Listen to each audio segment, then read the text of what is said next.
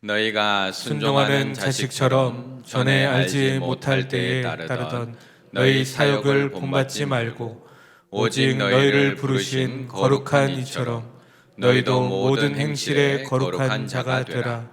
기록되었으되 내가 거룩하니 너희도 거룩할지어다 하셨느니라. 아멘. 이번 고난 주간에는 하나님 앞에 저를 따라하는 게 아니고요, 다 같이 다짐의 기도로 하나님 앞에 나아가려고 합니다.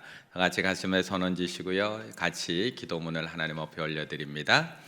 우리를 위해 독생자를 보내주신 하나님, 고난 주간을 통해 주님을 깊게 생각하고 십자가 앞으로 나오는 복된 시간이 되도록 인도하옵소서. 십자가의 은혜와 감격을 날마다 사모하게 하옵소서. 하나님과 나 사이를 가로막은 담장을 주님의 십자가를 바라보며 넘을 수 있도록 주님의 말씀을 굳건히 붙드는 시간이 되게 하옵소서. 갈보리 십자가를 짊어지신 예수 그리스도의 이름으로 기도합니다. 아멘. 몇 년 전부터 소확행이라는 단어가 유행하고 있습니다. 소소하지만 확실한 행복이라는 소확행이라는 단어가 한 5년 전부터인가요? 많이 유행하고 있는 것 같습니다. 예를 들면 이런 겁니다. 집 근처 예쁜 카페에서 커피를 마시면서 음악을 듣는 것, 이런 소소한 행복. 창가에 허브를 키우면서 소박한 나만의 공간을 만드는 것. 좋아하는 사람과 활짝 핀 벚꽃길을 같이 걸어가는 것, 야경 좋은 곳에 올라가서 몇 시간 동안 사랑하는 이와 함께 그 경치 바라보고 내려오는 것, 이러한 소소한 행복을 누리며 살아가는 것이 너무나 중요하다라고 이야기합니다. 소확행, 작은 것에 만족하며 사는 삶, 그냥 문장만 들으면 참 좋아 보입니다. 그런데 이 소확행이라는 단어의 출발은 불확실한 미래로부터 출발한다라는 것입니다. 앞으로 어떻게 될지 모르기 때문에 지금 누릴 수 있는 작은 행복을 놓치지 말고 누리자는 심리로부터 시작을 합니다. 이젠 직장에도 미래가 없고, 경제에도 미래가 없고, 국가에도 미래가 없고, 자연적으로도 이렇게 많은 일들이 일어나고 있는데 앞으로 우리가 어떻게 될지 모르는데 오늘 하루 나에게 주어진 이 시간만이라도 확실한 행복 붙들고 살자는 겁니다. 그래서 소확행이라는 단어가 듣기에는 너무나 예쁜 단어 같지만 희망이 없는 시대를 대표하는 단어가 바로 이 소확행이라는 단어입니다. 10년을 직장 다녀도 희망 없다는 겁니다. 진급에 희망이 없고 이 회사가 어떻게 될지도 모르는데 내가 어떻게 더 기다리냐는 겁니다. 10년 저축을 해도 집살 희망 없다는 겁니다. 그래서 지금 누릴 수 있는 거 카페 가고 여행 가고 그걸 누리며 산다는 겁니다. 10년 학교 다녀서 졸업을 해서 희망 안 보인다는 겁니다. 헛된 희망 때문에 고생하지 말고 지금 누릴 수 있는, 지금 할 수 있는 것 마음껏 누리자. 희망 없는 시대, 확실한 행복이라도 소소하게 누리며 살자라는 시대적 흐름입니다. 이렇듯이 청년들뿐만 아니라 이제는 우리 모두에게 희망은 사라지고 있습니다.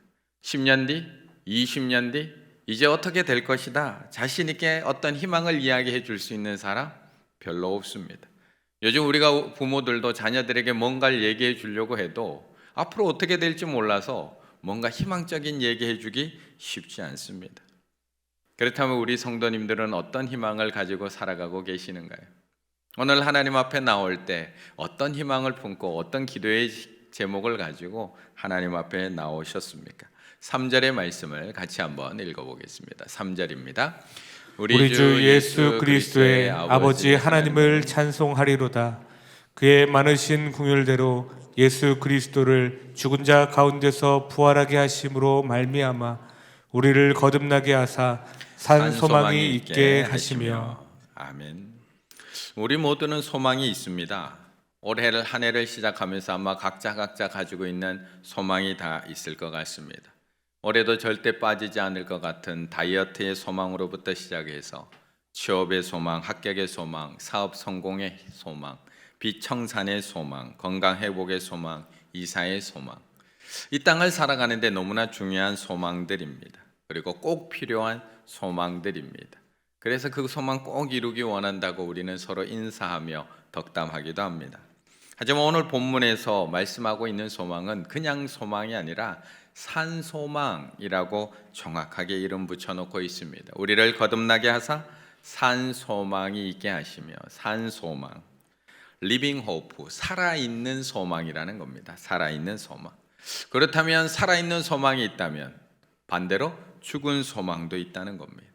살아있는 소망과 죽은 소망, 그 구분점은 사라질 소망이냐, 사라지지 않는 소망이냐, 없어지는 소망이냐, 영원한 소망이냐, 그 구분점이 있습니다. 그래서 3절 앞에 3절에서 우리에게 이 산소망의 말씀을 하시면서 그 산소망 앞에 붙어 있는 수식어가 뭐였느냐? 예수 그리스도를 죽은 자 가운데서 부활하게 하심으로 말미암아. 죽은 것으로 끝나는 것이 아니라 죽은 가운데서 부활하게 하심으로 말미암아 우리를 거듭나게 하사 산 소망이 있게 하시며. 죽음으로 끝나는 소망이냐? 죽음으로 끝나지 않는 소망이냐? 내가 죽으면 다 사라질 소망이냐? 부활해서 하나님 나라에서도 계속 누릴 수 있는 소망이냐? 그것이 산 소망과 죽은 소망의 구분점이라는 겁니다. 그렇다면 우리가 지금 가지고 살아가고 있는 소망은 살아있는 소망일까요? 죽은 소망일까요? 우리가 오늘도 울고 웃고 있는, 우리가 품고 살아가고 있는, 이루어졌다고 해서 좋아하고 있고 안 이루어졌다고 해서 슬퍼하고 있는, 울고 있는 소망은 어떤 소망일까요?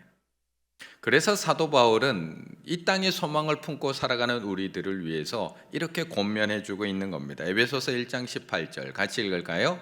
너희 마음의 눈을 밝히사 그의 부르심의 소망이 무엇이며 성도 안에서 그 기업의 영광의 풍성함이 무엇이며. 너희 마음의 눈을 밝히사, 안 보인다는 겁니다. 너희 마음의 눈을 밝히사 그의 부르심의 소망이 무엇이며, 도대체 하늘 소망이 무엇인가를 우리 눈을 밝혀서 보게 해달라는 겁니다. 성도 안에서 그 기업의 영광의 풍성함이 무엇이며, 이어지는 19절에서 너희로 알게 하시기를 구하노라고 끝이 나는 겁니다. 그게 안 보이면 매일 땅의 소망 품고 살아가고 땅의 소망 쫓아 살아가고 땅의 소망 가지고 이루어지면 웃고 못 이루어지면 울고 웃으면서 그렇게 살아가게 될 수밖에 없다라고 이야기하는 겁니다. 이 새벽 우리의 눈을 밝히사 하늘 소망이 무엇인지, 영원한 소망인지 무엇인지를 밝히 보게 하여 주실 줄로 믿습니다. 오늘 베드로가 이 편지를 보내고 있는 사람은 1절에서 말씀하고 있듯이 흩어진 사람들입니다. 흩어진 사람들. 본도, 갈라디아, 갑바도기아, 아시아, 비두니아, 터키 북부 지방으로 다 흩어진 나그네들. 이들은 왜 흩어져 사는 걸까요? 그냥 자기가 살던 충주에 그냥 계속 살면 너무나 좋을 텐데, 친인척들과 함께 모여 살던 그곳에 살면 너무나 좋을 텐데 왜 아무도 살지 않는 그 척박한 땅까지 흩어져서 도망가서 나그네처럼 살아야 하는 것일까요? 그들에게는 산 소망, 부활의 소망, 영원한 소망이 있기 때문에 그렇습니다. 그래서 이들은 마음껏 하나님을 찬양하고 예배할 수 있는 곳이라면 그것이 어디든지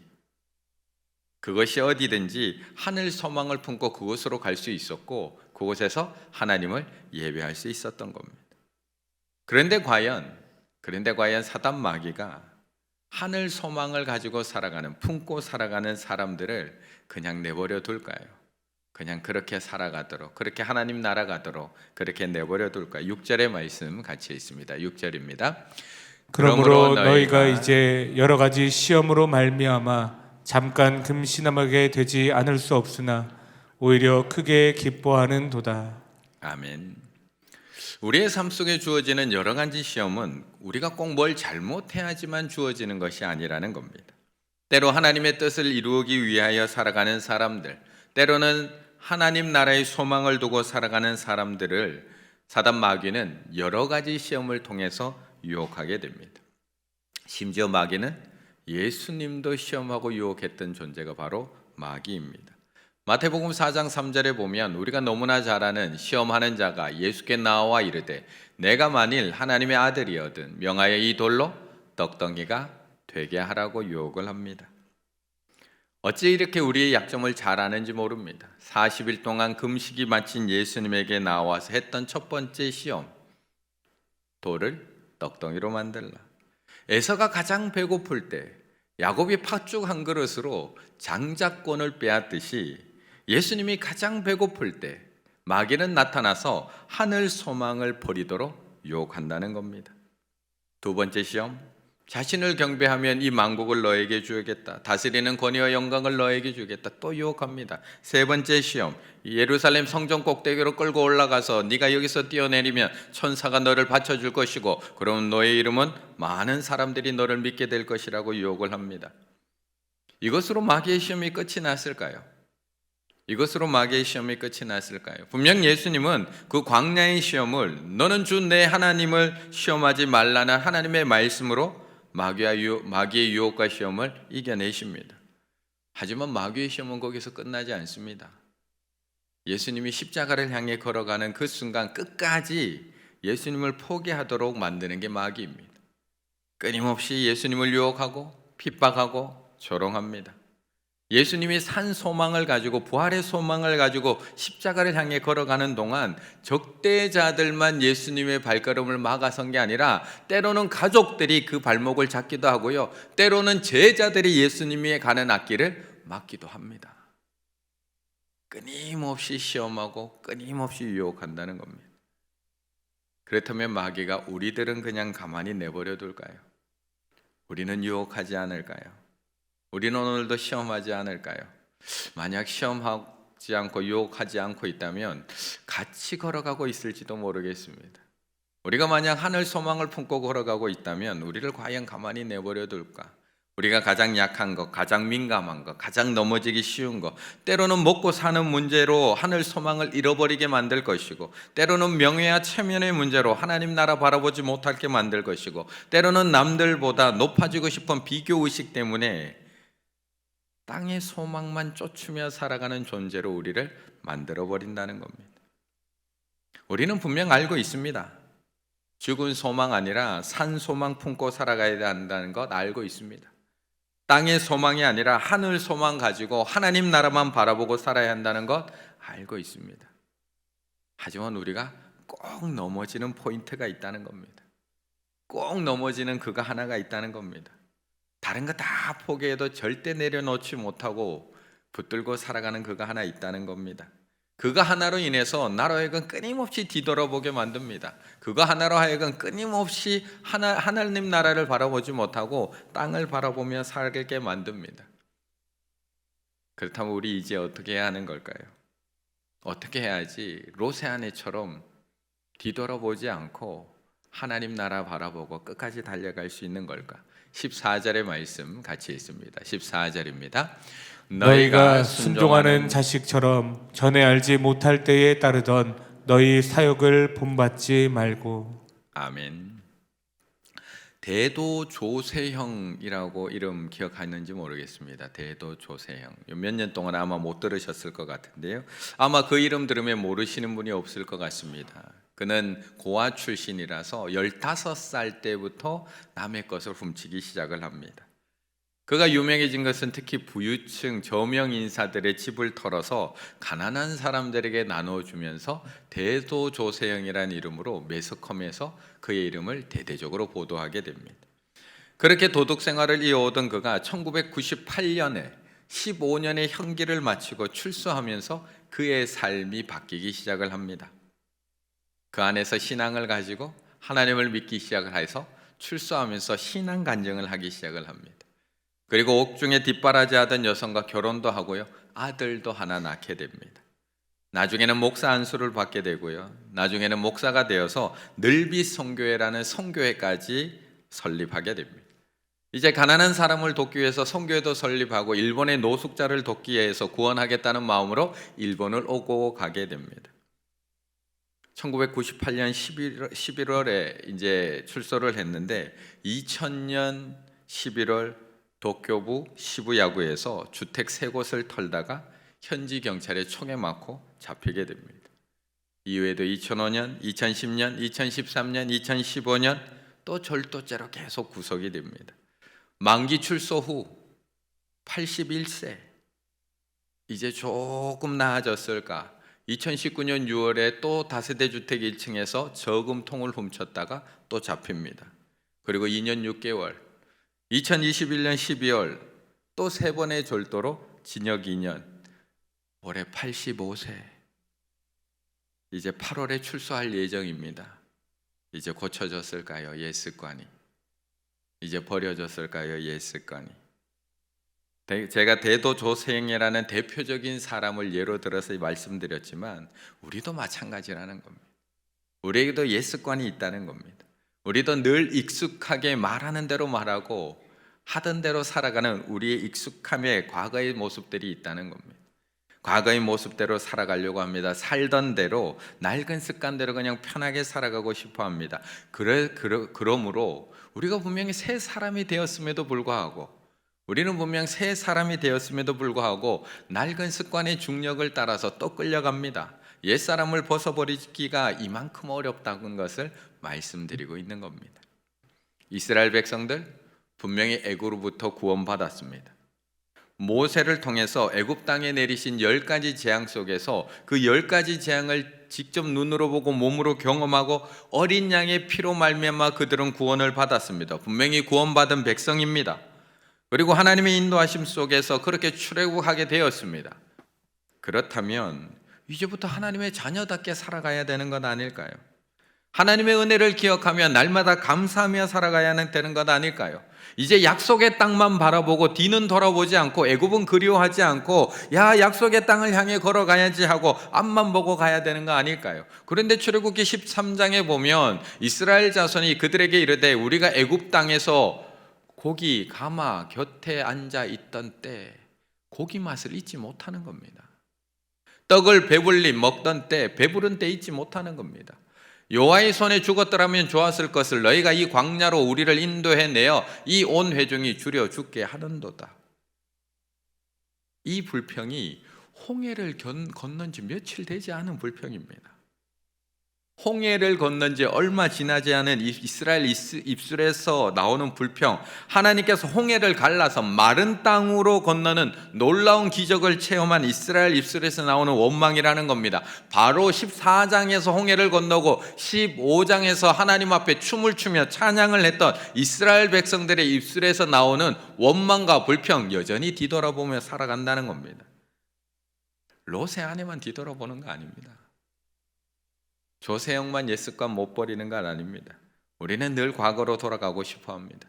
분명히 구원받았음에도 불구하고 분명히 어린 양의 피로 구원받았음에도 불구하고 우리는 늘 과거를 그리워합니다. 분명히 홍해를 건넜거든요.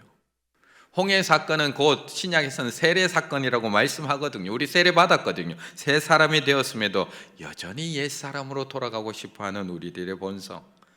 그래서 사도 바울이 우리에게 계속해서 당부를 하는 겁니다. 너희는 유혹의 욕심을 따라 썩어져가는 구습을 따르는 옛사람을 벗어버리고 오직 너희의 심령이 새롭게 되어 하나님을 따라 의와 진리의 거룩함으로 지으심을 받은 새 사람을 입으라.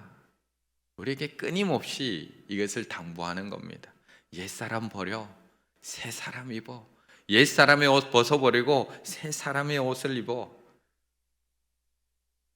이제 어떻게 해야 되는 걸까요? 구습을 따르는 옛사람 벗어버리고 우리도 새 사람 입고 살아가고 싶은데 어떻게 해야 되는 걸까? 이렇게 강력한 옛사람의 유혹, 우리는 어떻게 이겨내야 되는 걸까요? 어떻게 옛사람의 담장을, 유혹의 담장을 넘어서 옛사람이 계속 유혹하는 그 담장을 넘어서 예수님을 따라갈 수 있는 걸까? 당신이 죽었다고 고백할 때 그것은 옛사람을 죽이려고 더 이상 노력할 필요가 없다는 뜻이라는 겁니다. 나 옛사람 죽어야 돼. 나 옛사람 죽어야 돼. 노력할 필요가 없다. 이미 하나님이 십자가에서 다 이루어 놓으셨다. 우리가 할 일은 무엇뿐이다? 아멘 뿐이다. 이제 우리에게 할 일은 이것밖에 없다. 나는 죄에 대해서 죽은 자야. 나는 죄에 대해서 죽은 자야. 무슨 뜻인가? 죄의 유혹, 거짓의 유혹, 음란의 유혹, 탐욕의 유혹, 이기적인 생각들의 유혹이 올 때 나에게 이렇게 말하는 것이다. 나는 죽었어, 죄야. 나는 더 이상 너의 종이 아니야, 죄야. 나는 죽었어, 죄야. 나는 더 이상 너의 종이 아니야. 예수님의 십자가 복음을 진짜로 믿었다고 해서 저절로 죄를 안 짓게 되는 것이 아니라는 겁니다. 화도 나고요. 옛 습관에 따라서 혈기가 안 나고 항상 거룩한 생각만 들고 늘 성경만 보고 싶어지는 것이 아니라는 겁니다. 육신은 당신을 그 옛 습관은 또 지배하려고 한다는 겁니다. 그때 당신이 우리가 해야 할 말, 너는 내 주인 아니야. 내가 나를 유혹할지라도 너는 날 지배할 수 없어. 나는 이미 어디에서 죽었어요? 십자가에서 죽었어. 난 이미 죽었어. 로마서 6장 11절, 이와 같이 너희도 너희 자신을 죄에 대해서는 죽은 자요, 죄에 대해서는 죽은 자요, 그리스도 예수 안에서 하나님에 대하여는 살아있는 자로 여길지어다. 아멘. 나는 죄에 대해서 죽은 자라는 겁니다. 한번 따라해 볼까요? 나는 죽었어 죄야. 나는 죽었어 죄야. 나는 더 이상 너의 종이 아니야. 나는 더 이상 너의 종이 아니야. 너는 나의 주인이 아니야. 너는 나의 주인이 아니야. 내가 나를 유혹할지라도 너는 날 지배할 수 없어. 내가 나를 유혹할지라도 너는 나를 지배할 수 없어. 나는 이미 십자가에서 죽었어. 나는 이미 십자가에서 죽었어. 유혹의 담장을 넘는 건 내 힘으로는 불가능합니다. 끊임없이 옛사람이 나를 유혹할 겁니다. 똑같이 화내게 만들 거고요, 똑같이 분노하게 만들 거고, 똑같이 함부로 말하게 만들 거고, 똑같이 거짓말하게 만들 거고, 똑같이 미워하고 비난하게 만들 거고, 똑같이 내 욕심만 차리게 만들 거고, 똑같이 내가 높아지게 만들 거고, 똑같이 내 체면만 중요하게 생각하게 만들 거고. 그럴 때마다 우리는 이렇게 고백하며 유혹의 담장을 넘어가야 합니다. 내가 그리스도와 함께 십자가에 못 박혔나니 그런즉 이제는 내가 사는 것이 아니요 나는 죽었어 죄야. 나는 주님과 함께 십자가에서 죽었어 죄야. 나는 더 이상 너의 종이 아니야. 너는 나의 주인이 아니야. 내가 나를 유혹할지라도 나를 지배할 수 없어. 나는 이미 그리스도와 함께 십자가에서 죽었어. 그래서 오직 내 안에 그리스도께서 사시는 것이라. 이제 내가 육체 가운데 사는 것은 나를 사랑하사 나를 위하여 자기 자신을 버리신 하나님의 아들을 믿는 믿음 안에서 사는 것이라. 아멘. 오늘도 주님과 함께 나의 옛사람을 저 십자가에 못 박으심으로 말미암아 죄에 대해서는 죽은 자요, 하나님에 대해서만 살아있는 자로 옛사람으로 돌아가려고 하는 그 유혹의 담장을 넘어서 예수님께 한 걸음 더 가까이 나아가실 수 있는 우리 충혈의 가족들 다 되시기를 간절히 바라겠습니다.